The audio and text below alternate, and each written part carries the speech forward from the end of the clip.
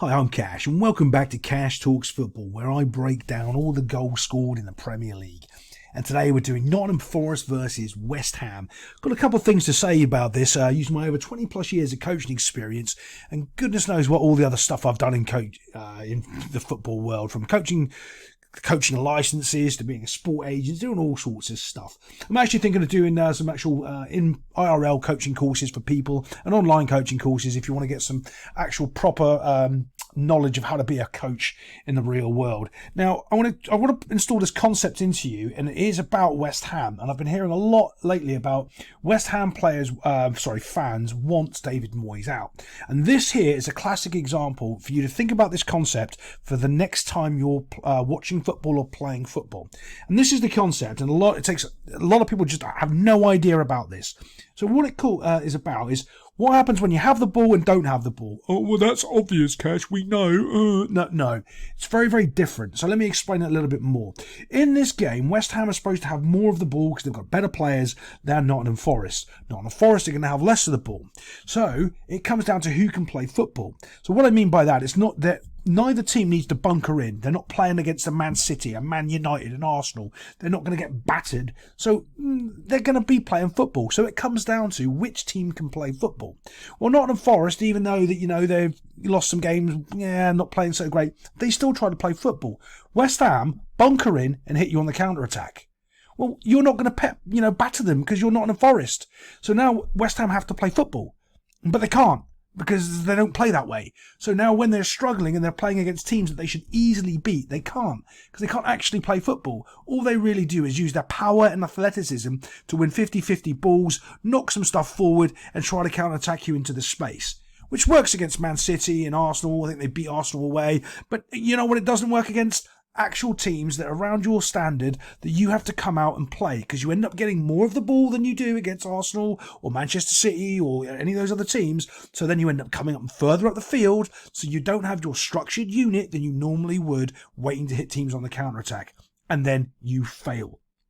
But let's look at this first goal. As this ball gets whipped in here, bosh, and as it comes, heading it away. Again, you can see that there's no intent of trying to play it. They're just trying to knock it away. But you can also see they're not really set up in their normal defensive shape. They don't have all their, two banks of four, because they've had a lot of the ball. So players have, sneaked a little further forward, got comfortable with not having to track back because they're not really getting punished. And all of a sudden, this ball drops into the midfield, completely unmarked player here. Look, off they come to track and, go for the player. But I want you to watch this. Watch this little matchup here in the middle. Bump, little player finds it, and he puts a pass straight through the eye of a needle right here. This is that Calvin Phillips kiddie. He ends up getting sent off in this game, and I think that's a lot of the problem, because he's terrible at the football. Because if he's any good, Man City would have been playing him, and he's awful. But through this little eye of the needle pass here, I want you to look at this little concept as well, where this defender has got on the wrong, the defender's got on the wrong side of this striker, and the striker's got his own little corridor, because this guy's got his back to him.